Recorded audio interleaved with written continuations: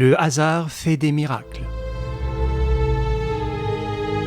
Chargé d'éclaircir l'affaire du vieux donjon et muni des renseignements nécessaires, l'inspecteur Béchoux prit le train du soir pour le centre de la France et descendit à Guéret, d'où une voiture l'amena le lendemain matin au bourg de Mazurec.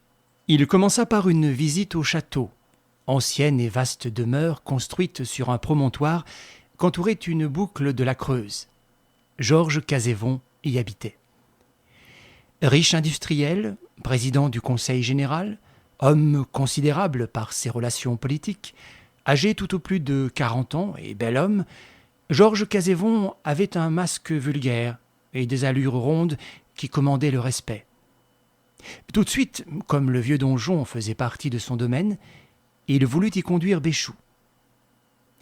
Il fallait d'abord traverser un beau parc, planté de châtaigniers, et l'on arrivait à une formidable tour en ruine, seul vestige qui resta du Mazurec féodal, et qui s'élançait dans le ciel des profondeurs mêmes du défilé où la Creuse tournait lentement sur un lit de roches écroulées.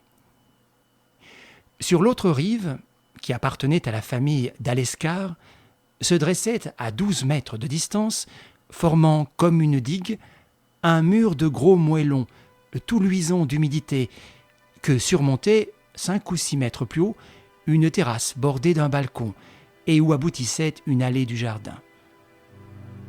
L'endroit était sauvage.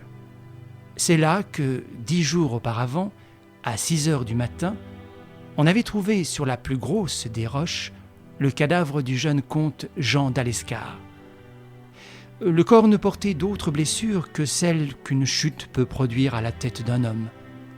Or, parmi les branches des arbres de la terrasse opposée, il en était une qui pendait, fraîchement cassée, le long du tronc. Dès lors, le drame se reconstituait ainsi. Jugé sur cette branche, le comte était tombé dans la rivière. Donc, accident. Le permis d'inhumer avait été délivré. Mais que diable le jeune comte allait-il faire sur cet arbre ? Demanda Béchoux. Regardez de plus haut et de plus près ce donjon qui était le berceau de la très vieille famille des Alescar, répondit Georges Cazévon. Je ne vous en dirai pas plus, monsieur l'inspecteur. Vous n'ignorez pas que c'est sur ma prière instante que la préfecture de police vous a donné mission. Il y a en effet de mauvais bruits qui circulent, des calomnies qui m'atteignent directement et auxquelles je veux mettre fin.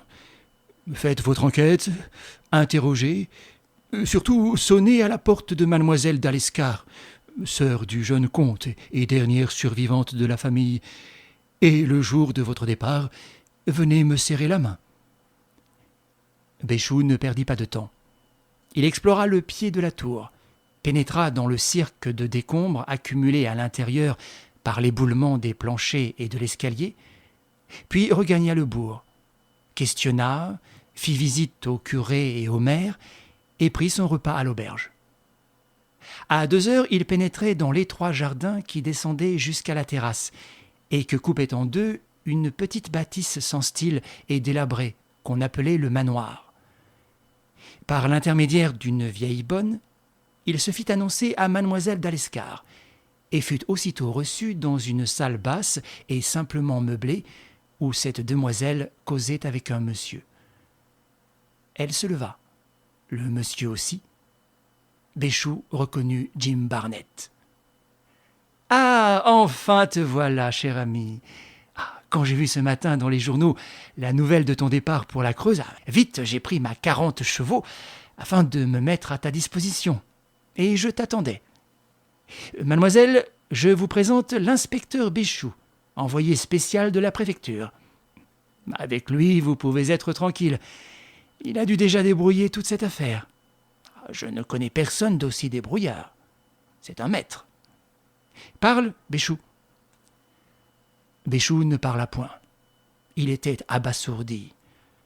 La présence de Barnett, qui était bien la dernière chose qu'il eût envisagée, le désemparait et l'horripilait. Encore Barnett. Toujours Barnett. Il devait donc se heurter encore à l'inévitable Barnett et subir son... Nous espérons que vous avez apprécié cet aperçu. Pour continuer à écouter ce livre audio sur Google Play Livres, utilisez le lien dans la description de la vidéo.